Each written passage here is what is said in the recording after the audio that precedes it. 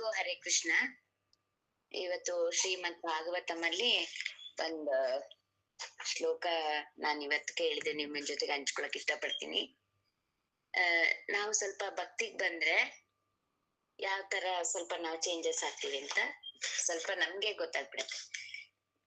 ಓಂ ಅಜ್ಞಾನ ತಿಮಿರಂಧಸ್ಯ ಜ್ಞಾನಾಂಜನ ಶಲಾಕಯ ಚಕ್ಷುರ್ ಉನ್ಮಿಲಿತಂ ಏನ ತಸ್ಮೈ ಶ್ರೀ ಗುರುವೇ ನಮಃ. ಮೂಕಂ ಕರೋತಿ ವಾಚಾಲಂ ಪಂಗುಂ ಲಂಘಯತೆ ಗಿರಿಂ ಯತ್ಕೃಪಾತಮಹಂ ವಂದೇ ಶ್ರೀ ಗುರುಂ ದೀನತಾರಿಣಂ ಪರಮಾನಂದ ಮಾಧವಂ ಶ್ರೀ ಚೈತನ್ಯಮೀಶ್ವರಂ. ಹರೇ ಕೃಷ್ಣ. ಒಂದ್ಸಲ ಗುರು ಮತ್ತೆ ಶಿಷ್ಯರ ನಡುವೆ ಒಂದು ವಿಷಯದ ಚರ್ಚೆ ಆಗ್ತಾ ಇರುತ್ತೆ.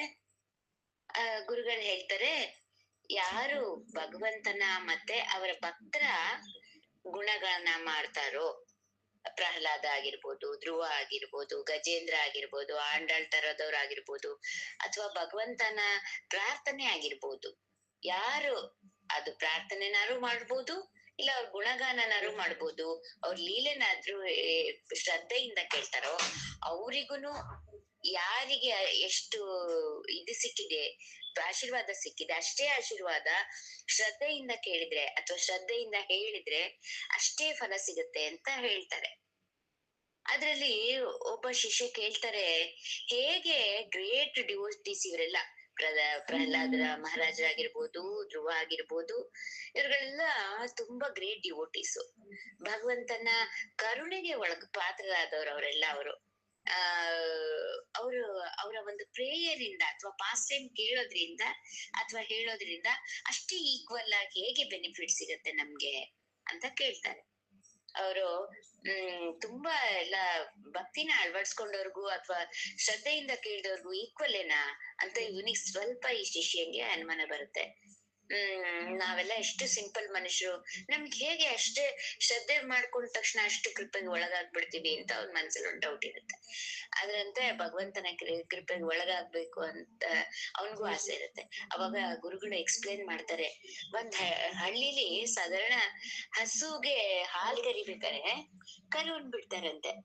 ಯಾವಾಗ ಹಸು ತನ್ನ ಕರುನ್ ನೋಡುತ್ತೋ ಅದು ಕಾಲಿಂದ ಒದೆಯದೇ ಆಗ್ಲಿ ಅಥವಾ ಹಾಲ್ ಕರಿಯೋನಿಗೆ ಏನು ತೊಂದ್ರೆ ಮಾಡಲ್ಲ, ಮತ್ತ ಅಂತಾನೆ ಹಾಲ್ ಕೊಡಕ್ ಪ್ರಾರಂಭಿಸುತ್ತೆ. ಹಾಲ್ ಕರಿಯೋನ್ಗೂ ಸ್ವಲ್ಪ ಜಾಸ್ತಿ ಹಾಲೇ ಸಿಗುತ್ತೆ ಅವತ್ತು. ಆ ತರ ಒಂದ್ ನೇಚರ್ ಅದ್ರದ್ದು. ಆ ಮಗುನ್ ನೋಡ್ ತಕ್ಷಣ ಅದು ಈಸಿಯಾಗಿ ಹಾಲ್ ಕರಿಯೋನಿಗೆ ಅನುಕೂಲ ಆಗುತ್ತೆ. ಅವ್ನಿಗೆ ಅಷ್ಟು ಪ್ರೀತಿ ಆ ಹಸುದ ಜ್ಞಾನ ಎಲ್ಲ ಅದ್ರ ಮಗು ಮೇಲೆ ಆಗುತ್ತೆ. ಕೆಲವು ಸಲ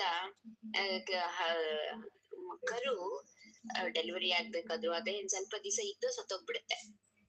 ಆಗ ಅವ್ರೇನ್ ಮಾಡ್ತಾನೆ, ಅವನು ಆ ಸತ್ತೋಗಿರೋ ಆ ಕರುವಿನ ಚರ್ಮನ ತಗೊಂಡು ಒಂದು ಡಮರು ತರ ಮಾಡ್ತಾನೆ. ಆ ಚರ್ಮದಿಂದ ಡಮರು ಮಾಡ್ತಾನಲ್ಲ, ಅವ್ರು ಪ್ರತಿ ಸತಿ ಹಾಲ್ ಕರಿಬೇಕಾದ್ರೆ ಬಂದಿರ್ತಾನೆ. ಯಾಕಂದ್ರೆ ಅದು ತುಂಬಾ ಒದಿತಿರುತ್ತೆ, ಗುದುತ್ತಿರುತ್ತೆ ಆ ಹಾಲು. ಆ ಚರ್ಮದ ಹೊರಗಡೆ ಕಾಣ್ತಾ ಇರುತ್ತಲ್ಲ, ಅದನ್ನ ನೋಡ್ ತಕ್ಷಣ ಹಸು ಗುರ್ತಿಡಿಯತ್ತಂತೆ, ಇದು ನನ್ನ ಮಗು ಅಂತೇಳಿ. ಅದನ್ನ ನೋಡ್ತಾ ನೋಡ್ತಾ ಇರತ್ತಂತೆ. ಅವಾಗ ಅದು ಹಾಲ್ ಕರಿಯೋನಿಗೆ ಒದಿಯದೇ ಆಗ್ಲಿ ಗುದ್ದದೇ ಆಗ್ಲಿ ಏನು ಮಾಡಲ್ಲಂತೆ. ಅದು ಅಯ್ಯೋ ಇದ್ ನನ್ ಮಗು ಸತ್ತೋಗ್ಬಿಡ್ತೆ ಅಂತ ಹೇಳಿ ಆ ಚರ್ಮನ ನೋಡ್ಕೊಂಡು ತನ್ ಮಗುನ ನೆನಪಿಸ್ಕೊಳತ್ತಂತೆ. ಈ ತರ, ಯಾಕಂದ್ರೆ ಈ ಒಂದು ಅದೇ ತರ ನಮ್ಮ ಭಗವಂತ ಅಂತೆ ಈ ಹಸು ತರ ಯಾವಾಗ ಅವ್ರ ಭಕ್ತರನ್ನ ನಾವು ನೋಡ್ತೀವೋ ಹೀಗೆ ತುಂಬಾ ಒಂದು ಕರುಣೆನ ನಮ್ಗೆ ಕೊಡ್ತಾನಂತೆ. ಆದ್ರೆ ನಾವೇನು ಡಿವೋಟಿಗಳ ಹೊರಗ್ ಮಾತ್ರ ನಾವೇನೋ ಅಂತಿಲ್ಲ ಕಿಟ್ಕೊಂಡ್ಬಿಡ್ತೀವಿ, ಕಂಟಿ ಮಲ ಹಾಕೊಡ್ತೀವಿ. ಆದ್ರೆ ನಮ್ಮಲ್ಲಿ ತುಂಬಾ ಮೈನಸ್ ಪಾಯಿಂಟ್ಸ್ ಇದೆ ನಮ್ಗೆ. ಆದ್ರೂ ಅವನ್ ಏನ್ ಮಾಡ್ತಾನೆ, ಸ್ವಲ್ಪ ಮರ್ಸಿ ತೋರಿಸ್ತಾನೆ ನಮ್ಮೇಲ್ ಕರುಣೆ. ಏನಂದ್ರೆ that's the nature of mother. ತಾಯಿ ಮಕ್ಳು ಎಷ್ಟೇ ತಪ್ಪು ಮಾಡಿದ್ರು ಅದನ್ನ ಸರಿ ಮಾಡ್ತಾಳೆ ಮತ್ತೆ ಕ್ಷಮಿಸ್ತಾಳೆ ಅವಳು. ಅದೇ ತರ ಭಗವಂತನು ಸಹ ಅವನು ಸ್ವಲ್ಪ ಪ್ರಯತ್ನ ಪಟ್ರು ನಾವು ಭಕ್ತಿಲಿ ಅವನ್ ಕೃಪೆ ತೋರಿಸ್ತಾನೆ. ನಾವು ಬರೀ ಆಸಕ್ತಿ ತೋರಿದ್ರು ಸಹ ಭಗವಂತ ತುಂಬಾ ಕರುಣೆ ಅವನಿಗೆ ಕರುಣೆ ನಮ್ಮ ಮೇಲೆ ತೋರಿಸ್ತಾನೆ. ಗುರುಗಳ ಮುಂದೆ ಕೂತಿರೋ ಶಿಷ್ಯರು ಒಬ್ರು ಮತ್ತೆ ಕೇಳ್ತಾನೆ, ನಾನು ಎಲ್ಲ ಭಗವದ್ಗೀತೆ ಎಲ್ಲ ಅಧ್ಯಾಯ ಓದಕ್ಕಾಗಲ್ಲಪ್ಪ, ಅದ ಅವಾಗ ಹೆಂಗೆ ನಾವು ಭಕ್ತಿಲಿ ಸ್ವಲ್ಪ ಎಲ್ಲ ಓದು ಬರ್ದು ಮಾಡ್ಬೇಕು ತಿಳ್ಕೊಬೇಕು ಅಂತಾರೆ, ನಂಗೆ ಅಷ್ಟೆಲ್ಲ ಓದಕ್ ಆಗಲ್ಲ ಅಂತ ಹೇಳ್ತಾನೆ. ಈ 700 ವರ್ಸ್ ಇದೆ, ಹೇಗ್ ಓದೋದು ಅದನ್ನ ಅಂತ ಹೇಳ್ತಾನೆ. ಆಗ ಆಗಲ್ಲ ಅಂದ್ರೆ ಪರವಾಗಿಲ್ಲ, ಮೊದಲ ವರ್ಸು ಮತ್ತೆ ಲಾಸ್ಟ್ ವರ್ಸ್ ಇದೆಯಲ್ಲ ಭಗವದ್ಗೀತೆ ಲಾಸ್ಟ್ ಇದೆಯಲ್ಲ ಅದನ್ನ ಓದು ಸಾಕು ಅಂತ ಹೇಳ್ತಾರೆ. ಅಕಸ್ಮಾತಪ್ಪ ನನಗದು ಆಗ್ಲಿಲ್ಲ ಓದ್ಲಿಕ್ಕೆ, ಏನ್ ಮಾಡ್ಬೇಕು ಅಂತ ಕೇಳ್ತಾನೆ. ಆಗ ಶಿಷ್ಯನಿಗೆ ನಿನಗೆ ಅವೆರಡು ಫಸ್ಟ್ ಮತ್ತೆ ಲಾಸ್ಟ್ ವರ್ಸ್ ಓದಕ್ ಆಗ್ಲಿಲ್ಲ ಅಂದ್ರೂ ಪರವಾಗಿಲ್ಲ, ಸರ್ವ ಧರ್ಮಾನ್ ಪರಿತ್ಯಜ್ಯ ಇದೆಯಲ್ಲ, ಸರ್ವ ಧರ್ಮಾನ್ ಪರಿತ್ಯಜ್ಯ ಮಾಮೇಕಂ ಶರಣಂ ರಜ, ಅದನ್ನಾದ್ರೂ ಓದು ಅಂತ ಹೇಳ್ತಾನೆ. ಆಗ ಶಿಷ್ಯ ಹೇಳ್ತಾನೆ, ನಂಗ್ ಓದಕ್ ಬರಲ್ಲಪ್ಪ, ಆಗ ಅದು ನನ್ಗ್ ಓದಕ್ ಬರಲ್ಲಪ್ಪ, ಅವಾಗ ಏನ್ ಮಾಡ್ಬೇಕು ಅಂತ ಕೇಳ್ತಾನೆ. ಅವಾಗ ಎದ್ ನಿಂತ್ಕೊಬಿಟ್ಟು 100% ನಿನ್ನ ಹೃದಯಾಂತರಾಳ್ಯದಿಂದ ಹೇಳೋ, ಕೃಷ್ಣ ನಾನ್ ನಿನ್ನವನು ಅಂತ ಕೂಗು ನೀನು, ಅಷ್ಟೇ ಸಾಕಪ್ಪ, ನಿನಗೆ ಏನ್ ಮಾಡ್ಕಾಗಿದ್ರು ನಿನ್ ಯೋಗ್ಯತೆಗೆ ಇದನ್ನಾದ್ರೂ ಮಾಡು ಅಂತ ಹೇಳ್ತಾರೆ. ಅಷ್ಟೇ ಅಷ್ಟೇ ಸೇಮ್ ಈಕ್ವಲ್ ಆಗಿ ಸಿಗುತ್ತೆ. ಕೃಷ್ಣ ಎಲ್ರಿಗೂ ಈಕ್ವಲ್, ಏನ್ ಮೋಸ ಮಾಡಲ್ಲ ನಿನಗೆ, ನೀನ್ 100% ನೀನ್ ಅವನನ್ನು ಕೊಟ್ಕೊಂಡ್ರೆ ಅವನು ಅಷ್ಟೇ ಕೊಟ್ಕೋತಾನೆ ಅಂತ ಹೇಳ್ತಾನೆ. ಹೇಗೆ ನಾವು ಕೃಷ್ಣನ ನಿನ್ನವನು ಅಂದಿದ್ದಕ್ಕೆ ಒಬ್ಬ ಗ್ರೇಟ್ ಡಿವೋಟೀಸ್ಗೆ ಸಿಕ್ಕಷ್ಟು ಒಂದು ಕರುಣೆ, ಒಂದು ಮರ್ಸಿ ನಮಗೂ ಸಿಗುತ್ತೆ ಅಂತ ಅವ್ರು ಹೇಳ್ತಾರೆ. ನಮ್ಮ ಭಗವಂತ ಏನ್ ಭಗವಂತ ಎಲ್ರಿಗೂ ಈಕ್ವಲ್, ಅವನು ಯಾರಿಗೂ ಭೇದ ಭಾವ ಮಾಡಲ್ಲ. ಅವನು ನಮ್ಮ ಭಕ್ತಿ ಜೀವನದಲ್ಲಾಗ್ಲಿ ನಮ್ಮ ಇಂಟೆನ್ಸಿಟಿ ಏನೇ ಆಗಿರ್ಲಿ, ನಾವು ಯಾವ್ದೇ ಆಗಿರ್ಲಿ ನಮ್ಮ ಭಕ್ತಿ ಜೀವನದಲ್ಲಿ ನಾವ್ ಏನಾದ್ರೂ ಒಂದ್ ಸ್ವಲ್ಪ ಮಾಡಿದ್ರೆ ಅದಕ್ಕೆ ಈಕ್ವಲ್ ಆಗಿ ಅವನಂತೂ ಅದಕ್ಕಿಂತ ಜಾಸ್ತಿನೇ ಕೊಡ್ತಾನೆ. ನಮ್ಗೆ ಓದು, ನಮ್ಮ ವಿದ್ಯೆ, ನಮ್ಮ ಬಣ್ಣ, ನಮ್ಮ ಇದು ಏನು ಕನ್ಸಿಡರ್ ಮಾಡಲ್ಲ ಅವನು. ಕೃಷ್ಣ ಹೇಳ್ತಾನೆ ಭಗವದ್ಗೀತಾದಲ್ಲಿ, ಸಮೂಹಂ ಸರ್ವಭೂತೇಶು, ಅವನು ಎಲ್ರಿಗೂ ಈಕ್ವಲ್ ನಾನು ಅಂತ ಹೇಳ್ತಾನೆ. ಭಗವಂತನ ಹೃದಯ ಕರುಣೆಯಿಂದ ತುಂಬಿರೋದು, ಕರುಣಾಮಯಿ ಅವನು. ಈ ಒಂದು ಜೀವಿಗೆ ಭಗವದ್ಗೀತೆಯಲ್ಲಿ ಎಲ್ರು ಏನು ಓದಕ್ಕಾಗ್ದಿದ್ರು ಕೃಷ್ಣ ನಾನ್ ನಿನ್ನವ ಅಂತ ಅನ್ನಲ್ಲ, ಅಷ್ಟೇ ಸಾಕು ಅಂತ ಗುರುಗಳು ಆ ಶಿಷ್ಯರಿಗೆ ಹೇಳ್ತಾರೆ.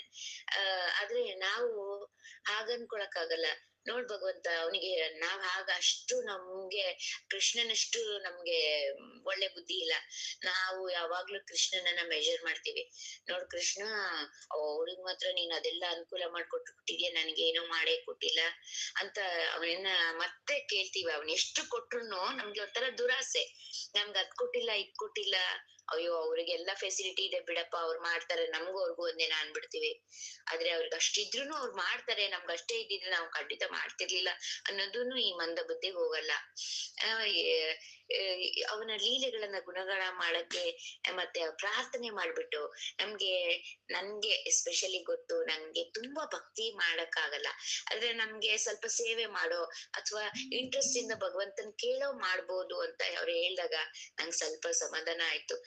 ಇದು ಹಂಗಂತ ನಾವ್ ಅದೆರಡ್ರ ಮೇಲೆ ಇರಬಾರ್ದು ಅಂತ ನಾನು ಹೇಳ್ತಿಲ್ಲ. ನಾವು ಪ್ರಯತ್ನನೇ ಮಾಡ್ಬೇಕು. ನಮ್ಗೆ ಅನುಕೂಲ ಮಾಡ್ಕೊಟ್ಟಿದ್ದಾನೆ, ಇಷ್ಟೆಲ್ಲಾ ಫೆಸಿಲಿಟಿ ಮಾಡ್ಕೊಟ್ಟಿದ್ದಾನೆ, ಎಷ್ಟು ಒಳ್ಳೆ ನಮ್ಮ ಶಿಕ್ಷಾ ಗುರುಗಳನ್ನ ಕೊಟ್ಟಿದ್ದಾನೆ, ನಾವ್ ಯಾಕೆ ಮಾಡ್ಬಾರ್ದು, ಮಾಡ್ಬೇಕು.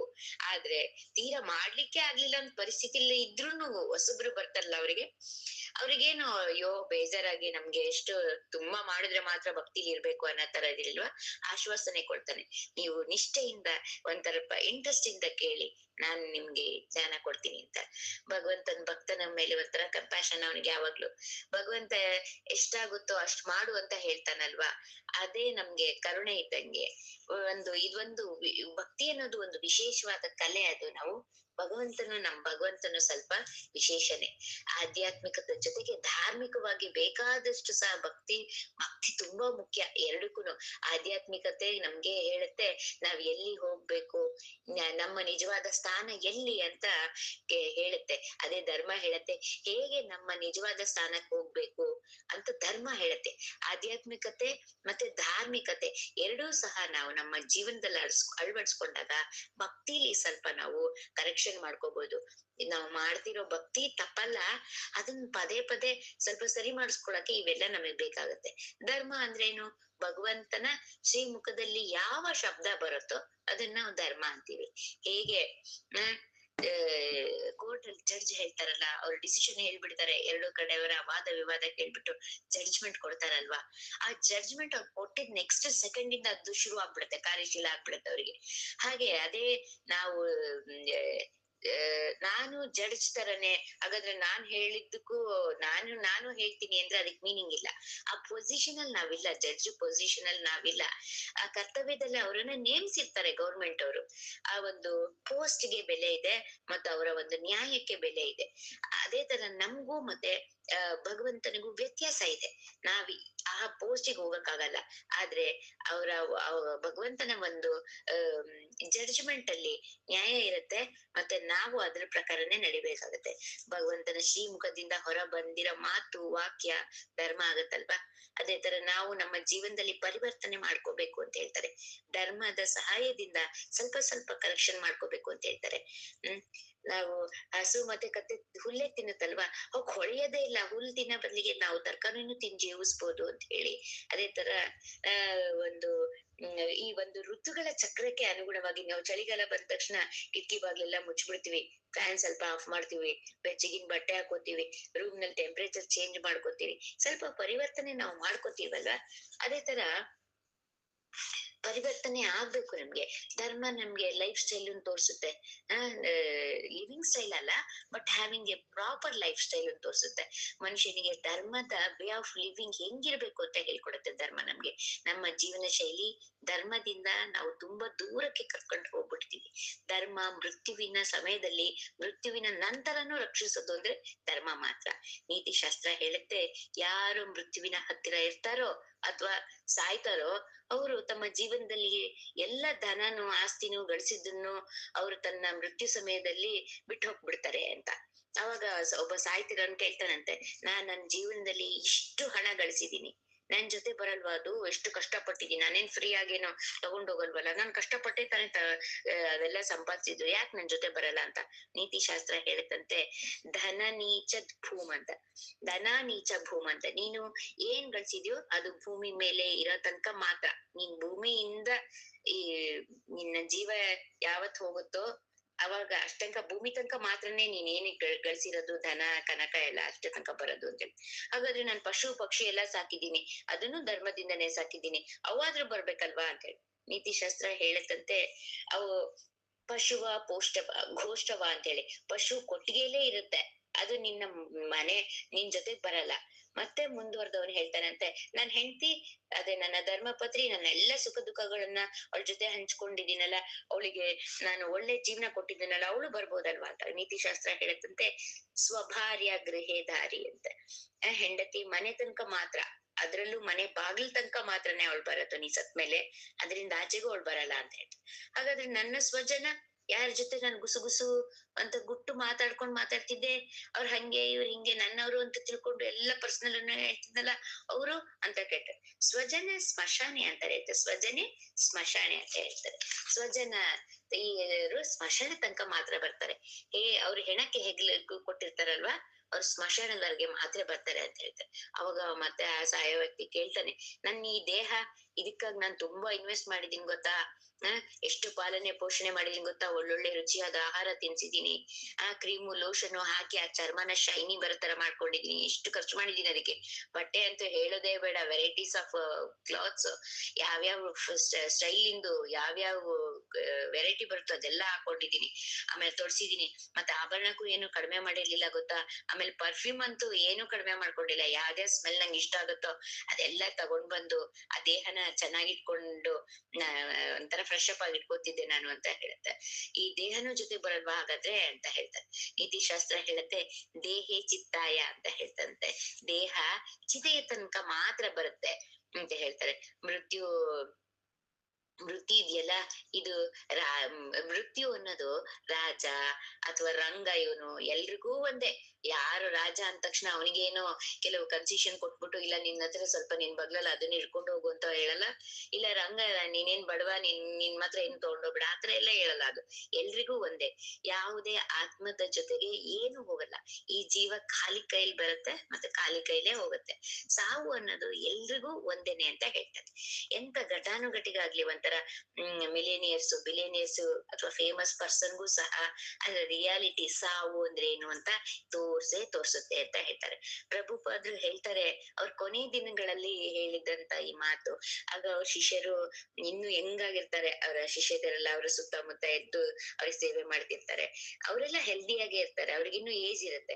ಅವಾಗ ಪ್ರಭುಪಾದ್ರೆ ಹೇಳ್ತಾರಂತೆ, don't think this not happen to you ಅಂತ. ಈ ತರ ವೃದ್ಧಾಪ್ಯ ಮತ್ತೆ ವೃದ್ಧಾಪ್ಯದ ನೋವು ನಿನಗ್ ಬರಲ್ಲ ಅಂತ ತಿಳ್ಕೊಬೇಡ. ಎಲ್ರಿಗೂ ಈ ವೃದ್ಧಾಪ್ಯ ಬರುತ್ತೆ, ಮತ್ತೆ ಈ ವಯಸ್ಸಾದ್ಮೇಲೆ ಆಗ ನೋವು ಇದೆಯಲ್ಲ ಅದು ಎಲ್ರಿಗೂ ಒಂದೇನೆ ಅಂತ ಹೇಳ್ತಾರೆ.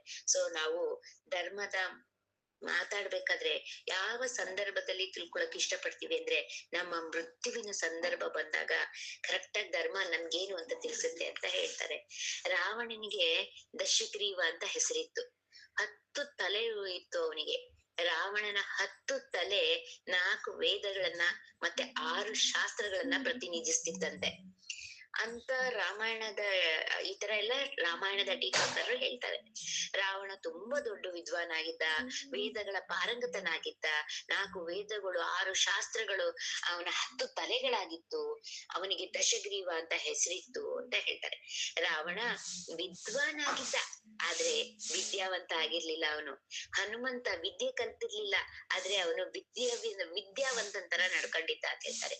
ವಿದ್ಯಾವಾನ್ ಗುಣಿ ಅತಿ ಚಾತುರ್ ರಾಮ ಕೌಚ್ ಕರಿಬೇಕು ಆತುರ್ ಅಂತೇಳಿ ಹನುಮಾನ್ ಚಾಲಿಸದಲ್ಲಿ ಹನುಮಂತನಿಗೆ ವಿದ್ಯಾವಂತ ಅಂತ ಹೇಳಿದ್ದಾರೆ. ಆದ್ರೆ ರಾವಣ ವಿದ್ವಾನ್ ಮಾತ್ರ ಹೆಸರಿಗಾಗಿದ್ದವನಷ್ಟೇ. ಇಬ್ರಲ್ಲೂ ತುಂಬಾ ಡಿಫ್ರೆನ್ಸ್ ಇದೆ. ಪ್ರಾಣಿ ಆದ್ರೂ ಅದಕ್ಕೆ ಒಂದು ಒಂದು ಒಂದು ವಿದ್ಯಾವಂತನ್ ತರ ನಡ್ಕೋತಿತ್ತು. ರಾವಣ ವಿದ್ವಾನ್ ಆದ್ರೂನು ಸಹ ಅವನು ಒಬ್ಬ ವಿದ್ಯಾವಂತ ನಡ್ಕೊಳ್ಳೋ ತರ ನಡ್ಕೊಳ್ತಿರ್ಲಿಲ್ಲ. ಇಬ್ರಿಗೂ ಡಿಫ್ರೆನ್ಸ್ ಇತ್ತು. ಆ ನಾವ್ ಎಷ್ಟು ವಿದ್ವಾನ್ ಆದ್ರೂನು ಅವ್ನ್ ಬರೀ ಒಂದು ಹೆಸರಿಗೆ ಮಾಡ್ಕೊಂಡೆ ವಿನಃ ಅದನ್ನ ಅಪ್ಲಿಕೇಶನ್ನೇ ಮಾಡ್ಕೊಳ್ಳಿಲ್ಲ. ಯಾವಾಗ ಯುದ್ಧದಲ್ಲಿ ಶ್ರೀರಾಮ ರಾವಣನ ಒಂದೊಂದು ತಲೆನೂ ಕತ್ತರಿಸ್ತಾನೋ ಆಗ ಮತ್ತೆ ಮತ್ತೆ ಆ ತಲೆ ಹುಟ್ಕೋತಿತ್ತಂತೆ. ಯಾಕಂದ್ರೆ ರಾವಣನ್ ತಲೆ ಏನೋ ಕಟ್ಟಾಗ್ತಿತ್ತು, ಆದ್ರೆ ಸಾಯ್ತಿರ್ಲಿಲ್ಲ, ಅದು ನಾಶನೇ ಆಗ್ತಿರ್ಲಿಲ್ಲ. ಮತ್ತೆ ಮತ್ತೆ ರಾವಣನ ಹತ್ರ ಮತ್ ಆ ತಲೆ ವಾಪಸ್ ಮತ್ತೆ ಮತ್ತೆ ಹುಟ್ಕೊಳ್ಳೋದು. ರಾವಣನಿಗೆ ಕಾಮ ವಾಸನೆ ಮತ್ತೆ ಮತ್ತೆ ಎಷ್ಟಿತ್ತು ಅಂದ್ರೆ ಅವನಿಗೆ ಮತ್ತೆ ಮತ್ತೆ ಅವನಿಗೆ ಅವೆಲ್ಲ ಸಾಯಕ್ಕೆ ಇಷ್ಟಪಡ್ತಿರ್ಲಿಲ್ಲ. ಆ ತಲೆಗಳು ಆ ವಾಸನೆನೂ ಸಾಯ್ತಿರ್ಲಿಲ್ಲ, ಆಗಾಗ ತಲೆಗಳು ಸಾಯ್ತಿರ್ಲಿಲ್ಲಂತೆ. ಸೊ ನಾವು ರಾವಣ ಹಿರಣ್ಯಕಶಿಪು ಇಂಥವ್ರನ್ನ ಚರ್ಚೆ ಮಾಡ್ಬೇಕಾದ್ರೆ, ರಾವಣ ಹಿರಣ್ಯಕಶಿಪು ಇಬ್ರುನು ಮೃತ್ಯುನೇ ತಲೆಕೆಳಗಾಗ್ ಮಾಡಕ್ ಹೋಗಿದ್ರಲ್ವಾ. ಏನಕೇನ ಪ್ರಕಾರೇಣ ಮೃತ್ಯು ಅಂತೂ ನಮ್ಮಿಂದ ಮೃತ್ಯುವಿನಿಂದಂತೂ ನಾವ್ ಎಸ್ಕೇಪ್ ಆಗ್ಬೇಕು ಅಂತ ಇದ್ರು ಅಷ್ಟೇ ಇಬ್ರು. ಅದೇ ತರ ಅದೇ ಸೇಮ್ ಪರಿಸ್ಥಿತಿ ರಾಜ ಪರೀಕ್ಷಿತ್ ಮಹಾರಾಜನಿಗೆ ಬರುತ್ತೆ. ತನ್ನ ಸಾವನ್ನ ಹೇಗೆ ಕೊನೆಗಳಿಸ್ಕೊಳ್ತಾನೆ ಅವನು. ತನ್ಗ್ ಸಾವು ಹತ್ರ ಇದೆ, ಇನ್ 7 ದಿನ ಅಷ್ಟೇ ಇರೋದು ಅಂತ ಗೊತ್ತಾದಾಗ ಅವನು ಹೇಗೆ ಅವನ ಜೀವನ ಕಳಿಬೇಕು ಅಂತ ಪರ್ಫೆಕ್ಟ್ ಯುಟಿಲೈಸ್ ಮಾಡ್ಕೊಂಡ ಆ ಟೈಮನ್ನ ಅವನು. ಅದೇ ಧರ್ಮ ಅಂತ ಹೇಳ್ತಾರೆ. ಧರ್ಮನು ಸಹ ಇದನ್ನೇ ಹೇಳುತ್ತೆ. ಸಾವನ್ನ ನಾವು ಹೇಗೆ ಒಳ್ಳೆ ರೀತಿಲಿ ನಮ್ಮ ಈ ದೇಹನ ಕೊನೆಗಳಿಸ್ಬೇಕು ಅಂತ ಹೇಳ್ಕೊಡುತ್ತೆ. ಹೇಗೆ ನಮ್ಮ ಜೀವನವನ್ನ ಶ್ರೀ ಕೃಷ್ಣನಲ್ಲಿ ಶರಣಾಗುವಂತೆ ಮಾಡ್ತೀವೋ ಆಗ ಮೃತ್ಯುಗೆ ಒಂದು ಬೆಲೆ ಬರುತ್ತಂತೆ. ಇದಲ್ದಿದ್ರೆ ಮೃತ್ಯುಗೆ ಒಂದು ಒಳ್ಳೆ ಸದ್ಗತಿನೇ ಸಿಗದಂತೆ. ಯಾಕಂದ್ರೆ ಧರ್ಮೋ ರಕ್ಷತಿ ರಕ್ಷತಾ ಅಂತ ಹೇಳ್ತಾರೆ. ಇದು ತುಂಬಾ ಫೇಮಸ್ ವಾಕ್ಯ ಇದು. ನೀನ್ ಧರ್ಮನ ರಕ್ಷಿಸಿದ್ರೆ ಧರ್ಮ ನಿನ್ನನ್ನ ರಕ್ಷಿಸುತ್ತಲ್ವಾ. ಹೇಗೆ ನಾವು ನಮ್ಮ ದೇಹದ ಆರೋಗ್ಯ ಕಾಪಾಡ್ಕೊಳ್ತೀವೋ ಆಗ ಆರೋಗ್ಯ ಸಹ ನಮ್ಮ ದೇಹನ, ಈ ಆತ್ಮ ಇರೋ ದೇಹನ ಚೆನ್ನಾಗಿ ಇಟ್ಕೊಳತ್ತದು. ಯಾಕಂದ್ರೆ ನಾವ್ ಆರೋಗ್ಯ ಕಾಪಾಡ್ಕೊಂಡಿದೀವಿ, ಆ ಆರೋಗ್ಯ ಈ ಆತ್ಮ ಇರೋ ದೇಹನ ಕಾಪಾಡತ್ತೆ. ಇದು ಪಾರಸ್ಪರಿಕ ಸಿದ್ಧಾಂತ ಅಂತ ಹೇಳ್ತಾರೆ. ಪರಸ್ಪರ ಹೆಲ್ಪ್ ಮಾಡ್ಕೊಳ್ಳೋದು ಅಂತ ಹೇಳ್ತಾರೆ. ಹೇಗೆ ಒಂದು ಕ್ರಿಯೆಗೆ ಪ್ರತಿಕ್ರಿಯೆ ಇದ್ದೇ ಇರತ್ತಲ್ವಾ, ಅದೇ ತರ ಒಂದು ಮಹಾಭಾರತದಲ್ಲಿ ಒಂದು ಪ್ರಸಂಗ ಬರುತ್ತದೆ. ಒಂದಿನ ಕೃಷ್ಣ ಅರ್ಜುನನ್ ಜೊತೆ ಕೂತಿರ್ತಾನೆ. ಅಲ್ಲೇ ಇರೋ ಒಂದು ಸೇಬನ್ನ ತಗೊಂಡು ಚಾಕುವಿಂದ ಕಟ್ ಮಾಡ್ಕೊಂಡು ಅರ್ಜುನನ್ಗೂ ಕೊಟ್ಬಿಟ್ಟು ತಾನು ತಿನ್ನೋಣ ಅಂತ ಹೇಳಿ ಆ ಚಾಕುನ ತಗೊಂಡು ಆ ಆಪಲ್ ನ ಕಟ್ ಮಾಡಕ್ಕೆ ಹೋಗ್ತಾನೆ. ಅಕಸ್ಮಾತ್ ಆಗಿ ಸ್ವಲ್ಪ ಅವನ ಬೆರಳು ಕಟ್ಟಾಗ್ಬಿಡುತ್ತೆ, ರಕ್ತ ಜೋರಾಗಿ ಬರುತ್ತೆ. ಅದನ್ನ ನೋಡಿದ ದ್ರೌಪದಿ ಓಡ್ ಬಂದು ತನ್ನ ಸೀರೆನ ಒಂದು ಸೆರ್ಗನ್ನ ಹರಿದು ಬಿಟ್ಟು ತಕ್ಷಣ ಕೃಷ್ಣನ ಬೆರಳಿಗೆ ರಕ್ತ ನಿಲ್ಲಿಸ್ಲಿಕ್ಕೆ ಆ ಬೆರಳಿಗೆ ಗಟ್ಟಿಯಾಗಿ ಕಟ್ತಾಳೆ. ಪರಸ್ಪರ ಸಿದ್ಧಾಂತ ಆಗತ್ತೆ. ಅಲ್ಲಿ ಕೃಷ್ಣ ಹೇಳ್ತಾನೆ, ನನ್ಗೆ ನೋವಾಗತ್ತೆ ಅಂತ ಹೇಳ್ಬಿಟ್ಟು ಮತ್ತೆ ನನಗ್ ಬ್ಲೀಡಿಂಗ್ ಆಗ್ತಿದ್ರೆ ಅದನ್ನ ನಿಲ್ಸ್ಬೇಕು ಅಂತ ಹೇಳಿ ನಿನ್ನ ಬಟ್ಟೆನೆ ಹರಿದು ಬಿಟ್ಟು ನನ್ನ ಬೆರಳಿಗೆ ಕಟ್ಟಿದೆಲ್ಲ ನೀನು. ಹ್ಮ್ ನಿನ್ನ ಈ ಸ್ವಲ್ಪ ಹರಿದು ಕಟ್ಟಿರೋ ಸೀರೆಗೆ ಮುಂದೆ ನಾನು ಅದಕ್ಕೆ ನಾನ್ ಹೆಲ್ಪ್ ಮಾಡ್ತೀನಿ, ನಿಂಗೆ ಅದೇ ತರ ನಾನ್ ಮಾಡ್ತೀನಿ ಅಂತ ಹೇಳ್ತಾನೆ. ಮುಂದೆ ತುಂಬಿದ ಸಭೆಯಲ್ಲಿ ದ್ರೌಪದಿಯ ವಸ್ತ್ರಾಪರಣೆ ಆಗತ್ತೆ. ಅವಾಗ ಕೃಷ್ಣ ಕಿಲೋಮೀಟರ್ಸ್ ಗಟ್ಲೆ, ಅಷ್ಟು ಕಿಲೋಮೀಟರ್ ಗಟ್ಲೆ ಸೀರೆನ ಸಪ್ಲೈ ಮಾಡ್ತಾನೆ. ಮತ್ತೆ ಅವಳ ಮರ್ಯಾದೆಗೆ ಧಕ್ಕೆ ಬರ್ದಂಗೆ ಕಾಪಾಡ್ತಾನೆ. ನಾವು ಧರ್ಮದ ಹಾದಿಲಿ ಹೋದ್ರೆ ಪರಸ್ಪರ ಸಿದ್ಧಾಂತ ಖಂಡಿತ ಆಗತ್ತೆ. ಅದೇ ತರ ಧರ್ಮ ಕಾಪಾಡುತ್ತೆ. ದುಶ್ಯಾಸನನ ತನ್ನ ಕೈಯಿಂದ ದ್ರೌಪದಿಯ ವಸ್ತ್ರನ, ಅವಳ ಸೀರೆನ ಎಳೆದು ಎಳೆದು ತುಂಬಾ ಎಳ್ದೆಳ್ದು ಹಾಕ್ತಾನೆ. ಆ ಯಾವ ಕೈಯಿಂದ ಎಳೆದ್ನೋ ಅದೇ ಕೈಯಿಂದ ಭೀಮ ಕತ್ತರಿಸಿ ಅವನ ದೇಹದಿಂದಾನೇ ಬೇರೆ ಮಾಡ್ಬಿಡ್ತಾನೆ. ಆ ಧರ್ಮ ಮತ್ತೆ ಅಧರ್ಮದ ಪರಸ್ಪರ ಸಿದ್ಧಾಂತ ಅಂದ್ರೆ ಇದೆ. ನಾವು ಧರ್ಮದ ದಾರಿಲಿ ಹೋಗ್ಬೇಕಾದ್ರೆ ಒಂದರ 5 ಕ್ವಶನ್ ಯಾವಾಗ್ಲೂ ನಮ್ಗೆ ಎದುರುತ್ತೆ. ಯಾಕೆ ಯಾಕೆ ಧರ್ಮನ ನಾವು ಮಾಡ್ಬೇಕು, ಹೇಗ್ ಮಾಡ್ಬೇಕು, ಯಾವಾಗ ಮಾಡ್ಬೇಕು, ಎಲ್ ಮಾಡ್ಬೇಕು, ಮತ್ ಯಾಕಪ್ಪ ಏನು ಧರ್ಮ ಅಂದ್ರೆ, ಇವೆಲ್ಲ ನಮ್ಗೆ ಒಂದ್ ಸ್ವಲ್ಪ ಬರತ್ತೆ. ಸ್ವಲ್ಪ ಭಕ್ತಿಲಿ ನಾವು ಹೋದಾಗ ಸ್ವಲ್ಪ ಇವೆಲ್ಲ ಇಂಟ್ರೆಸ್ಟ್ ಬರುತ್ತೆ. ನಾವ್ ಆಸ್ಪತ್ರೆಗೆ ರೋಗಿ ನೋಡಕ್ ಹೋಗಿದೀವಿ ಅಂತ ತಿಳ್ಕೊಳ್ಳಿ, ನಾವು ರೋಗಿನ ಹೇಗಿದ್ದೀರಾ ಅಂತ ಕೇಳ್ತೀವಿ. ಅದೇ ಡಾಕ್ಟರ್ನ ನೀವ್ ಹೇಗಿದ್ದೀರಾ ಅಂತ ಕೇಳಲ್ಲ. ಒಬ್ಬ ರೋಗಿ ತನ್ನ ರೋಗದ ಬಗ್ಗೆ ಕೇಳ್ತಾನೆ ಡಾಕ್ಟರ್ ಹತ್ರ, ನಾನ್ ಹೇಗಿದ್ದೀನಿ ಸರ್, ನನ್ನ ಲೆವೆಲ್ ಹೇಗಿದೆ, ನನ್ನ ಅನಾರೋಗ್ಯ ಆಗಿದೆಯಲ್ಲ, ನನ್ನ ಲೆವೆಲ್ ಹೇಗಿದೆ ಈಗ ಅಂತ. ಹಾಗೆ ಅದೇ ತರ ಯಾವಾಗ ನಾವು ಧರ್ಮದ ವಿಶೇಷವಾದ ಒಂದು ಸಂಪರ್ಕಕ್ಕೆ ಬರ್ತೀವೋ ಹಾಗೆ ಆಗ ನಾವು ನಮ್ಗೆ ಒಂದು ಕ್ವೆಶನ್ ಮಾಡ್ಕೋತೀವಿ. ಈ 5 ಕ್ವಶನ್ಗಳಲ್ಲಿ ನಮ್ಗೆ ಒಂಥರ ಉತ್ತರ ಹುಡುಕ್ತಿವಿ. ಅದಕ್ಕಾಗಿ ವಾಸ್ತವಿಕ ಧಾರ್ಮಿಕ ಜೀವನ ಅಂತಾರೆ, ಹೇಳ್ತಾರೆ ಇದನ್ನೇ. ರೂಪ ಗೋಸ್ವಾಮಿ ಅವರು ಬಂಗಾಳದ ನವಾಬ ಹುಸೇನ್ ಶಾರ ಸಂಸ್ಥಾನ ಹುಸೇನ್ ಶಾ ಅವರ ಸಂಸ್ಥಾನದ ಮಂತ್ರಿಯಾಗಿದ್ರು. ಒಂದ್ಸಲ ಜೋರಾಗಿ ಮಳೆಗಾಳಿ ಬರ್ತಾ ಇರುತ್ತೆ. ಅವಾಗ ನವಾಬ್ ಹುಸೇನ್ ಶಾ ಅವರವರು ತುಂಬಾ ಅವಶ್ಯಕತೆ ಬೀಳತ್ತೆ ಇವ್ರದ್ದು ರೂಪ ಗೋಸ್ವಾಮಿ ಅವರು ಕರಳಿಸ್ತಾರೆ ಬರ್ಬೇಕು ಅಂತ ಹೇಳಿ. ತುಂಬಾ ಜೋರಾಗಿ ಮಳೆಗಾಳಿ ಬರ್ತಿರುತ್ತೆ. ಸರಿ ಅನ್ಬಿಟ್ಟು ಅವ್ರು ಹೇಗೂ ರಾಜ ಕರ್ದಿದ್ದಾನೆ ಹೋಗ್ಬೇಕಲ್ಲ ಅಂತ ಅವ್ರ ಏನ್ ಮಾಡ್ತಾರೆ, ಮಳೆ ಗಾಳಿ ಇದ್ರೂನು ಅವರು ರಾಜನ ಹತ್ರ ಹೋಗ್ಲಿಕ್ಕೆ ಬರ್ತಾರೆ. ಹೋಗ್ಬೇಕಾದ್ರೆ ತುಂಬಾ ಅವರಿಗೆ ಕಂಟ್ರೋಲ್ ಮಾಡಕ್ಕೆ ಆಗಲ್ಲ, ಅಷ್ಟು ಫೋರ್ಸ್ ಆಗಿ ಗಾಳಿ ಬೀಸ್ತಿರುತ್ತೆ, ಮಳೆ ಬರ್ತಿರುತ್ತೆ. ಅಲ್ಲೇ ಸ್ವಲ್ಪ ಒಂದ್ ಗುಡ್ಸ್ಲು ಕಾಣುತ್ತೆ. ಅಲ್ಲೂ ಒಂದ್ ಸ್ವಲ್ಪ 2 ನಿಮಿಷ ನಿಂತು ಬಿಟ್ಟು ಹೋಗೋಣ ಅಂತ ಹೇಳಿ ಆ ಗುಡ್ಸ್ಲಿನ ಬಾಗ್ಲಿನ ಮುಂದೆ ಸ್ವಲ್ಪ ಮೇಲ್ಗಡೆ ಚಾವಣಿಗೆ ಆಶ್ರಯ ಆಗಿ ಅವ್ರು ನಿಲ್ತಾರೆ. ಅವ್ರ ಅದ್ರೊಳಗಡೆ ಇಬ್ರು ದಂಪತಿಗಳು, ಗಂಡ ಹೆಂಡತಿ ಒಂದ್ ದಂಪತಿಗಳು ಇರ್ತಾರೆ. ಅವ್ರು ನಮ್ಮ ಮನೆ ಮುಂದೆ ಯಾರೋ ಒಬ್ರು ಬಂದ್ ನಿಂತಿದ್ದಾರೆ ಅಂತ ಗೊತ್ತಾಗುತ್ತೆ. ಅವಾಗ ಗಂಡ ಹೇಳ್ತಾರಂತೆ, ಇಷ್ಟು ಜೋರಾಗಿ ಮಳೆ ಬರ್ತಾ ಇದೆ, ಇಷ್ಟು ಗಾಳಿ ಬರ್ತಾ ಇದೆ, ಇಷ್ಟು ಹೊರ್ಗಡೆ ಕೋಲಾಹಲ ಆಗ್ಬೇಕಾದ್ರೂ ಇವ್ನು ಹೊರಗಡೆ ಬಂದಿದ್ದಾನೆ ಅಂದ್ರೆ ಇವ್ನು ಮೂರ್ಖನೇ ಆಗಿರ್ಬೇಕ್ ಕಣೆ. ಈ ಮಳೆ ಚಳಿಲಿ ಯಾಕೆ ಹೊರಗಡೆ ಬರಕ್ ಹೋದ ಇವನು ಅಂತ ಹೇಳ್ತಾರಂತೆ. ಈ ಇವನು ಮೂರ್ಖನೇ ಆಗಿರ್ಬೇಕು, ಮತ್ತೆ ಇವನ್ ಮೂರ್ಖನ ಹತ್ರನೇ ಹೋಗ್ತಾ ಇರ್ಬೋದು ಅಂತ ಹೇಳ್ತಾನೆ. ಈ ಮಾತು ರೂಪ ಗೋಸ್ವಾಮಿ ಅವರಿಗೆ ಕೇಳಿಸತ್ತಂತೆ. ಅವ್ರ ಮನ್ಸಲ್ಲಿ ಯಾವಾಗ ವೈರಾಗ್ಯ ಬರುತ್ತಂತೆ. ಹೌದು, ಇಷ್ಟು ಜೋರಾಗಿ ಮಳೆ ಗಾಳಿ ಬರ್ತಿದೆ, ನಾನು ಈ ಒಂದು ಭೌತಿಕ ಕೆಲ್ಸಕ್ಕಾಗಿ ಹೊರಗಡೆ ಬಂದಿದ್ದೀನಲ್ಲ, ನನ್ನ ಜೀವನದ ಉದ್ದೇಶ ಇಷ್ಟೇನಾ ಅಂತ ಹೇಳಿ ರೂಪ ಗೋಸ್ವಾಮಿ ಅವರಿಗೆ ಒಂದು ಸಲ ಈ ಪ್ರಶ್ನೆ ಅವ್ರ ಮನ್ಸಲ್ಲಿ ಬರತ್ತಂತೆ. ನಾನ್ ಮೂರ್ಖನೇ ಆಗಿದ್ದೀನಿ, ಹೌದು, ಇಷ್ಟು ಮಳೆ ಗಾಳಿಲಿ ನಂಗೆ ಅವಶ್ಯಕತೆ ಇತ್ತ ಹೋಗೋದು ಅಂತ ಹೇಳಿ ಅವ್ರಿಗೆ ಅನ್ಸತ್ತಂತೆ. ಆಮೇಲೆ ಅದನ್ನ ಅವರು, ಹೌದು, ನಾನು ಭೌತಿಕವಾಗಿ ಸ್ವಲ್ಪ ತುಂಬಾನೇ ಏನು ಯೋಚನೆನೆ ಮಾಡ್ತಾ ಇಲ್ಲ ಅಂತ ಅವ್ರಿಗೆ ಸ್ವಲ್ಪ ವೈರಾಗ್ಯ ಬಂದು ಅವರು ಭಕ್ತಿ ಕಡೆಗ್ ಬರ್ತಾರೆ. ಹಾಗೆ ನಮ್ಗೆ ನಾವು ಕೇಳ್ಕೊಳ್ಳೋಣ, ನಾವು ಈ ಮನುಷ್ಯ ಜೀವನದಲ್ಲಿ ಹೇಗ್ ಮಾಡ್ತಾ ಇದ್ದೀವಿ. ಕೃಷ್ಣ ಹೇಳ್ತಾನೆ, ಯದ ಯದ ಹಿ ಧರ್ಮಸ್ಯ ಗ್ಲಾನಿರ್ಭವತಿ ಭಾರತ ಅಂತ. ಎಲ್ಲಿ ನನ್ಗೆ ಧರ್ಮದ ಕುಗ್ಗತ್ತೋ ಅವಾಗ ನಾನೇ ಬರ್ತೀನಿ ಅಂತ ಹೇಳಿ ಕೆಲವು ಸತ ಪ್ರತಿನಿಧಿನೂ ಕಳಿಸ್ತಾನೆ. ವ್ಯಾವಹಾರಿಕ ಜೀವನದಲ್ಲಿ ಹೇಗೆ ಧಾರ್ಮಿಕವಾಗಿರ್ಬೇಕು, ಹೇಗೆ ಧರ್ಮನ ಪಾಲಿಸಬಹುದು ಅಂತ ಹೇಳಿ ನಾವು ತಿಳ್ಕೋಬೇಕು. ಮಾನವ ಧರ್ಮ, ನಾವು ಮನುಷ್ಯರಾಗಿದ್ದೀವಿ, ಅದಕ್ಕೆ ನಮ್ಗೊಂದ್ ಧರ್ಮ ಇದೆ, ಅದಕ್ಕೆ ಮಾನವ ಧರ್ಮ ಅಂತಾರಲ್ವಾ. ನಾವೆಲ್ಲ ಮನುಷ್ಯರು, ನಮ್ಮ ಧರ್ಮ ಏನಂದ್ರೆ ಭಗವಂತನನ್ನ ಆಶ್ರಯಿಸ್ಬೇಕು ಮತ್ತೆ ಭಕ್ತಿ ಮಾಡ್ಬೇಕು. ಇದು ನಮ್ಮ ಧರ್ಮ, ಇದೇ ನಮ್ಮ ಧರ್ಮ. ಈ ಧರ್ಮನ ನಾವು ಪಾಲಿಸ್ತಿದ್ರೆ ನಾವು ಮನುಷ್ಯರಾಗಿ ಮಾನವ ಧರ್ಮ ಅಂತ ಹೇಳ್ಕೊಳಕ್ಕೆ ಲಾಯಕ್ಕಾಗಲ್ಲ. ಒಂದು ಕೋಗಿಲೆ ಒಂದ್ಸಲ ಕೋಗಿಲೆ ಹೆಂಡತಿ ಮತ್ತೆ ಮರಿಗಳ ಜೊತೆಗೆ ಪುಟ್ ಪುಟ್ಟು ಮರಿ ಇರ್ತಾವಕ್ಕೆ. ಅವುಗಳ ಪರಿವಾರ ಒಂದು ದೇವಸ್ಥಾನದ ಮೇಲ್ಗಡೆ ಒಂದು ಗೋಪುರ ಇರುತ್ತೆ, ಅಲ್ಲಿ ವಾಸವಾಗಿರುತ್ತವೆ ಅವುಗಳು. ಜನ್ಮಾಷ್ಟಮಿ ಬರುತ್ತೆ, ದೇವಸ್ಥಾನದವ್ರು ಏನ್ ಮಾಡ್ತಾರೆ, ಕ್ಲೀನಿಂಗ್ ಮಾಡ್ಬೇಕಲ್ಲ, ಇದು ಗೂಡು ಕಟ್ಟಿರುತ್ತಲ್ಲ ಕೋಗಿಲೆ, ಇದು ಗೂಡೆಲ್ಲ ಕಿತ್ತು ಬಿಸಾಕ್ಬಿಟ್ಟು ಅಲ್ಲೆಲ್ಲಾ ಕ್ಲೀನ್ ಮಾಡಿ ಬಣ್ಣ ಸುಣ್ಣ ಹಾಕ್ತಾರೆ.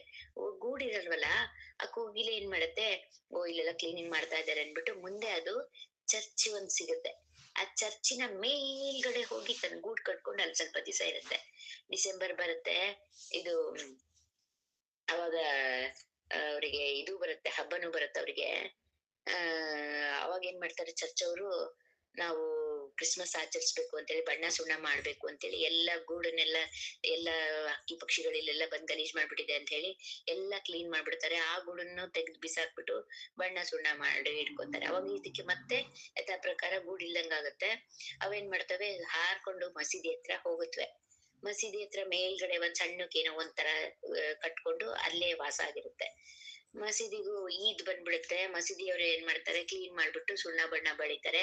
ಅವಾಗ ಸ್ವಲ್ಪ ಏನೋ ಕಟ್ಕೊಂಡಲ್ಲಿ ಇರ್ತಾವಲ್ಲ, ಅದನ್ನ ಕಿತ್ ಹಾಕ್ತಾರೆ. ಇದನ್ನೆಲ್ಲಾ ನೋಡ್ಬಿಟ್ಟಾಗ ಆ ಮರಿಗಳು ಕೇಳ್ತಾವಂತೆ, ಯಾಕೆ ನಾವು ಪದೇ ಪದೇ ಆ ಗೂಡನ್ನ ಅವ್ರು ತೆಗ್ದಾಗೆಲ್ಲ ನಾವು ಮುಂದೆ ಹೋಗಿ ಇನ್ನೊಂದ್ ಬೇರೆ ಕಡೆ ಆಶ್ರಯ ಪಡಿಬೇಕಲ್ಲ, ನಾವ್ ಯಾಕೆ ಜಾಗ ಬದಲಿಸ್ಬೇಕು ನಾವು ಅಂತ ಹೇಳ್ತಾರೆ. ಅವಾಗ ಆ ಕೋಗಿಲೆ, ದೊಡ್ಡ ಕೋಗಿಲೆ, ಅಪ್ಪ ಕೋಗಿಲೆ ಹೇಳತ್ತಂತೆ, ಮರದ ಮೇಲೆ ನಾವಿದೀವಿ ನೋಡು, ನಾವು ಮರದ ಮೇಲೆ ಇದೀವಲ್ವಾ, ನೋಡು ಕೆಳಗಡೆ ಒಬ್ರಿಗೊಬ್ರು ಜಗಳ ಆಡ್ಕೊಂಡು ಹೇಗಿದ್ದಾರೆ, ಒಬ್ರನ್ನೊಬ್ರು ಕಂಡ್ರೆ ಆಗಲ್ಲ, ಕೈ ಹಿಡ್ಕೊಂಡು ಜಗಳ ಆಡ್ಕೊಂಡು ಹೊಡೆದು ಬಡ್ದು ಮಾಡ್ಕೋತಾರೆ, ಯಾಕಂದ್ರೆ ಇವ್ರ ಗುಣ ಅಷ್ಟೇ. ನಾವ್ ಹಾಗಲ್ಲ, ನಮ್ಮ ಹತ್ರ ಒಗ್ಗಟ್ಟಿದೆ, ನಾವು ಜಗಳ ಆಡಲ್ಲ ಯಾವ್ದಿಕ್ಕೂ, ಮತ್ತೆ ನಮ್ಗೆ ಎಷ್ಟು ಬೇಕು ಅಷ್ಟೇ ತಗೋತೀವಿ, ಎಷ್ಟೇ ಅಕ್ಕಿ ಬಿದ್ದಿರ್ಲಿ, ಎಷ್ಟೇ ಊಟ ಬಿದ್ದಿರ್ಲಿ, ನಮ್ಗೆ ಎಷ್ಟು ಬೇಕು ಅಷ್ಟು ಮಾತ್ರ ನಮ್ ಕೊಕ್ಕಲ್ ತಗೊಂಡು ತಿನ್ಕೊಂಡು ಹೊಟ್ಟೆ ತುಂಬಿಸ್ಕೋತೀವಿ. ಮತ್ತೆ ನಮಗ್ ನಾಳೆ ಬೇಕು ಅನ್ನೋ ಮನುಷ್ಯರ ತರ ದುರಾಸೆ ಇಲ್ಲ ನಮ್ಗೆ. ಹೌದು, ಇವತ್ತು ಓಡ್ಸಿದ್ರ ಪರವಾಗಿಲ್ಲ, ನಾವು ಬೇರೆ ಕಡೆ ನೋಡ್ಕೊಳ್ಳೋಣ, ಅಲ್ಲೂ ಓಡ್ಸಿದ್ರೆ ಇನ್ನೊಂದ್ ಕಡೆ ಹೋಗೋಣ. ಅದು ನಮ್ಗೆ ಒಂದೇ ಕಡೆ ಸ್ಟಿಕ್ ಆನ್ ಆಗ್ಬಿಟ್ಟು ಒಬ್ರಿಗೆ ಮೇಲೆ ನಾವು ಯಾವತ್ತೂ ಡಿಪೆಂಡ್ ಆಗದೇ ಇಲ್ಲ. ಆದ್ರೆ ಈ ಮನುಷ್ಯರು ಹಂಗಲ್ಲ, ಅವರಿಗೆ ತುಂಬಾ ಬೇಡದ ವಿಷಯಗಳೇ ಜಾಸ್ತಿ ಅವ್ರ ಹತ್ರ ಇರುತ್ತೆ ಅಂತ ಹೇಳುತ್ತಂತೆ. ಆಮೇಲೆ ಹೇಳ್ತಾರೆ, ನಮ್ಗೆ ಸ್ವಲ್ಪ ಭಕ್ತಿ ಬಂದ ತಕ್ಷಣ ಒಂದು ಸೇವಾ ಮನೋಭಾವ ಬರುತ್ತೆ, ಮತ್ತೆ ನಾವು ವೈಷ್ಣವರಿಗೆ ಸೇವೆ ಮಾಡ್ಬೇಕು ಅನ್ನೋ ಒಂದು ಮನಸ್ಸು ಬರುತ್ತೆ. ಅದೇ ತರ ತುಂಬಾ ವರ್ಷಗಳ ಹಿಂದೆ ಸೆಲ್ವನಂಬಿ ಅನ್ನೋ ಒಬ್ರು ವೈಷ್ಣವರು ಇರ್ತಾರೆ. ಅವರು ಹಳ್ಳಿಲಿ ಇರ್ತಾರೆ. ಒಂದಿನ ಅವರಿಗೆ ಹಳ್ಳಿಯಿಂದ ಹೊರಗಡೆ ಕೆಲ್ಸದ ಮೇಲೆ ಹೋಗ್ಬೇಕಾಗ್ ಬರುತ್ತೆ. ಅವರು ಹೊರಗಡೆ ಹೋಗ್ತಾರೆ. ಅದೇ ಟೈಮ್ಗೆ ಆ ಹಳ್ಳಿಗೆ ಒಂದು ಗ್ರೂಪ್ ಆಫ್ ವೈಷ್ಣವಸ್ ಬರ್ತಾರೆ. ಅಲ್ಲಿನ ಸೌಮ್ಯ ನಾರಾಯಣನ್ ಪೆರುಮಾಳ್ ಅಂತ ಒಂದು ದೇವಸ್ಥಾನ ಇರುತ್ತೆ, ತುಂಬಾ ಫೇಮಸ್ ದೇವಸ್ಥಾನ, ವೈಷ್ಣವರ ದೇವಸ್ಥಾನ. ಅದನ್ನ ಒಂದು ದರ್ಶನಕ್ಕೆ ಅಂತ ಹೇಳಿ ಆ ವೈಷ್ಣವರೆಲ್ಲರೂ ಆ ಸೌಮ್ಯ ನಾರಾಯಣ ಪೆರುಮಾಳ್ರನ್ನ ನೋಡ್ಲಿಕ್ಕೆ ಬರ್ತಾರೆ. ಭಗವಂತ ಸೌಮ್ಯ ನಾರಾಯಣನ ದರ್ಶನ ಮಾಡ್ತಾರೆ. ಅಷ್ಟೊತ್ತಿಗೆ ಅವ್ರಿಗೆ ಊಟ ಟೈಮ್ ಆಗ್ಬಿಡತ್ತೆ. ಅವರು ಲೋಕಲ್ ಪೀಪಲ್ ಅಲ್ಲೇ ಇರ್ತಾರಲ್ಲ, ಅವ್ರಿಗೆ ಕೇಳ್ತಾರೆ, ನಮ್ಗೆ ಪ್ರಸಾದ ಬೇಕು, ಹಶ್ವಾಗ್ತಿದೆ, ಏನ್ ಸಿಗ್ಬೋದು ಇಲ್ಲಿ ಅಂತ. ಆಗ ಊರ್ನವ್ರು ಹೇಳ್ತಾರಂತೆ, ಸೆಲ್ವನಂಬಿ ಅವ್ರ ಮನೇಲಿ ಸಿಗುತ್ತೆ ಅಂತ ಹೇಳ್ತಾರಂತೆ. ಅವ್ರು ಕೈ ತೋರ್ಸ್ಬಿಟ್ಟು ಹೇಳ್ತಾರಂತೆ ಅವ್ರ ಮನೆ ಅಲ್ಲಿದೆ ಅಂತ ಹೇಳಿ. ಖಂಡಿತ ಅವ್ರು ಊಟದ ವ್ಯವಸ್ಥೆ ಮಾಡ್ತಾರೆ, ನೀವ್ ಅಲ್ಲೇ ಹೋಗಿ ಅಂತ ಹೇಳ್ತಾರೆ. ಸರಿ ಅಂತ ಎಲ್ಲರೂ ಏನ್ ಮಾಡ್ತಾರೆ, ಆ ಗ್ರೂಪ್ ಆಫ್ ಡಿವೋಟಿಸ್ ಏನಿರ್ತಾರೆ ಅವರೆಲ್ಲರೂ ಸೆಲ್ವನಂಬಿ ಅನ್ನೋರ ಮನೆಗ್ ಬರ್ತಾರೆ. ಆದ್ರೆ ಸೆಲ್ವನಂಬಿ ಅವತ್ತು ಅವ್ರು ಇರಲ್ಲ ಮನೇಲಿ, ಕೆಲ್ಸದ ಮೇಲೆ ಬೇರೆ ಊರಿಗೆ ಹೋಗಿರ್ತಾರೆ. ಮನೇಲಿ ಅವ್ರ ಹೆಂಡತಿ ಇರ್ತಾರೆ. ಆ ವೈಷ್ಣವರು ಕೇಳ್ತಾರೆ, ಅಮ್ಮ ನಮ್ಗೆ ಸ್ವಲ್ಪ ಪ್ರಸಾದ ಸಿಗ್ಬೋದಾ ಅಂತ.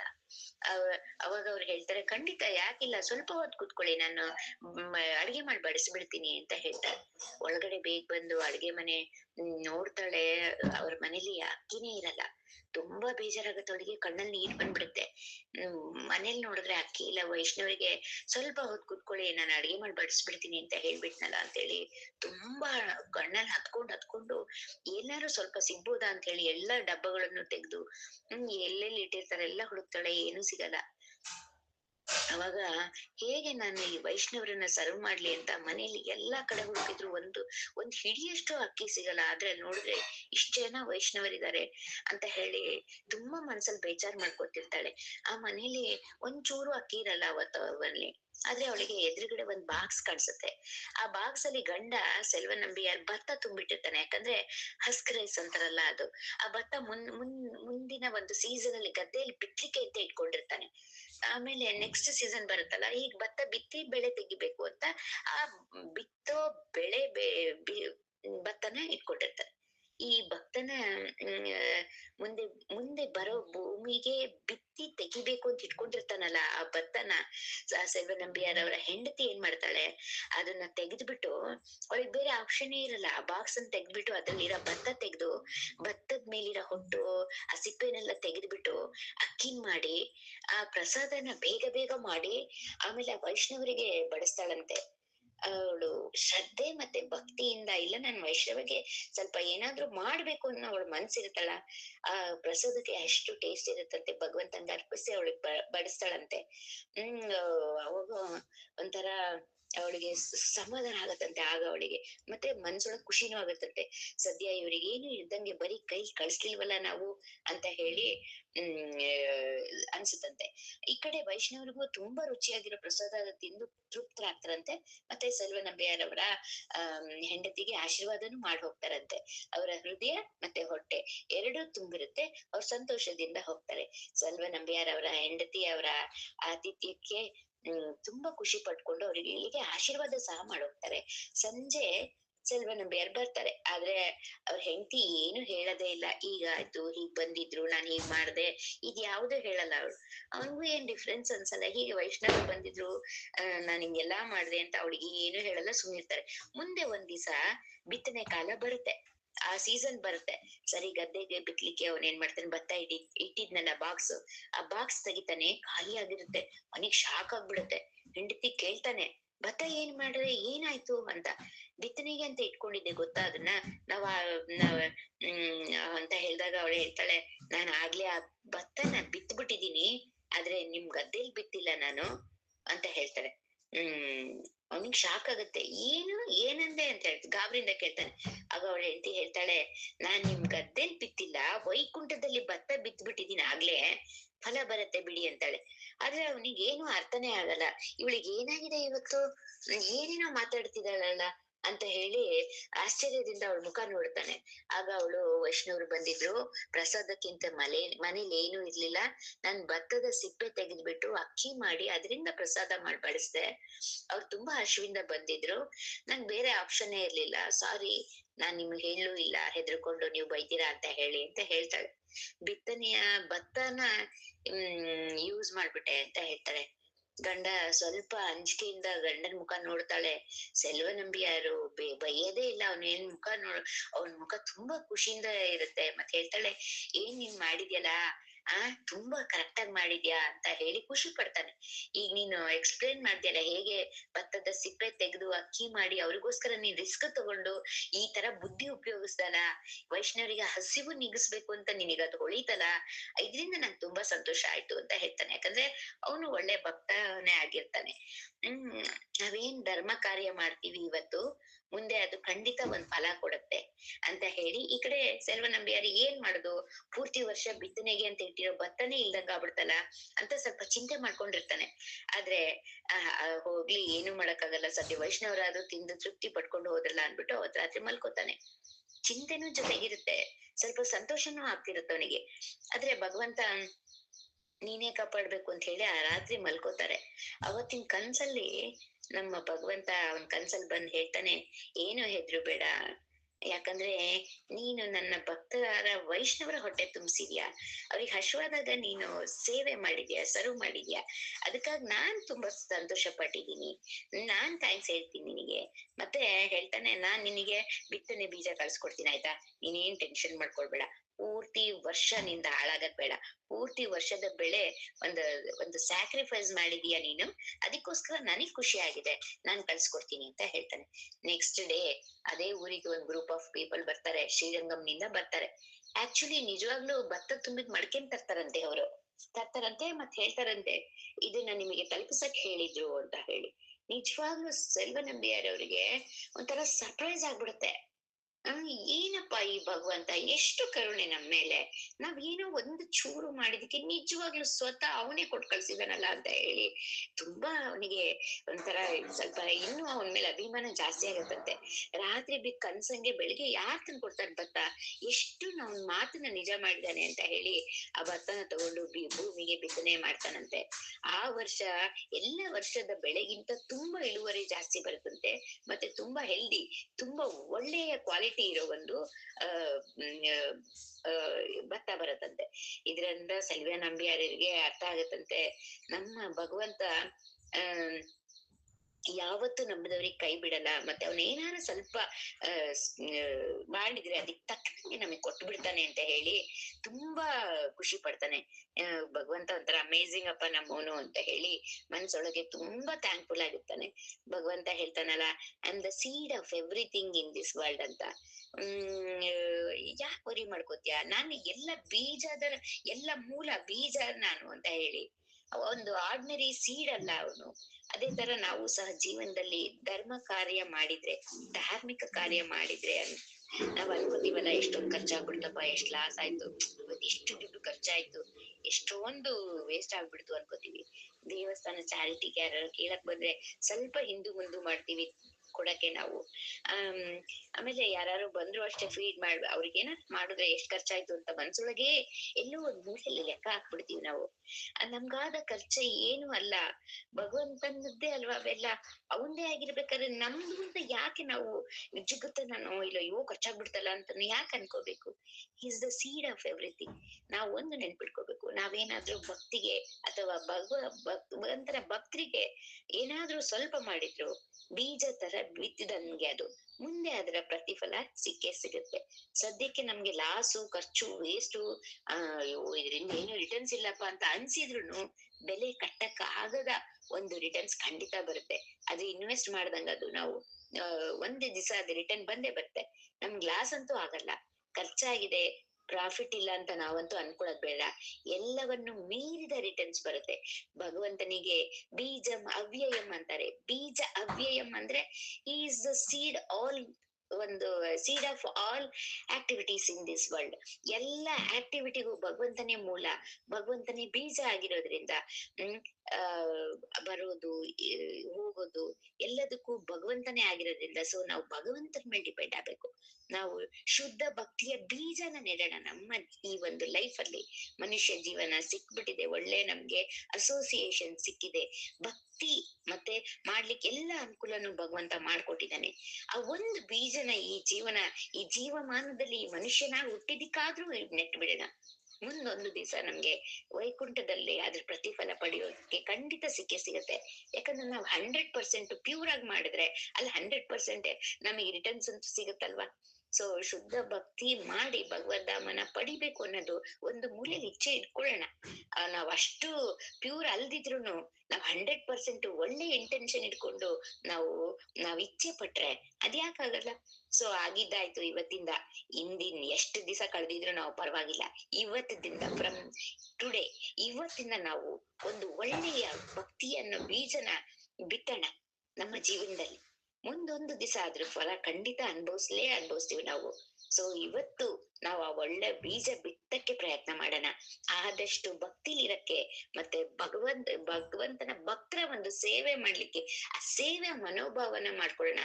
ಯಾಕಂದ್ರೆ ನಮ್ಗೆ ಪರ್ಫೆಕ್ಟ್ ಆಗಿ ನಾವು ಚಾಂಟಿಂಗ್ ಮಾಡಿ ಭಗವಂತನ ಭಕ್ತಿ ಮಾಡಿ ಹೋಗ್ತೀವಿ ಅನ್ನಕ್ಕೆ ಎಸ್ಪೆಷಲಿ ನಾನು ತುಂಬಾ ವೀಕು. ನಾನ್ ಅನ್ಕೊಂಡೆ ಸೇವೆ ಮಾಡೋದ್ರ ಮೂಲಕ ಅಥವಾ ನಿಜವಾಗ್ಲೂ 100% ಇಷ್ಟಪಟ್ಟು ನಾನು ಭಕ್ತಿ ಮಾಡ್ತೀನಿ ಅಂತ ಅನ್ಕೊಂಡ್ರೆ ಈ ಸೆಲ್ವ ನಂಬಿಯಾರ್ ಮನೆ ಅವರ ಹೆಂಡತಿ ತರ ನನಗೂ ಒಂದು ದಿವಸ ಸಿಗ್ಬೋದೇನೋ ಒಳ್ಳೆ ಪ್ರತಿಫಲ ಅಂತ.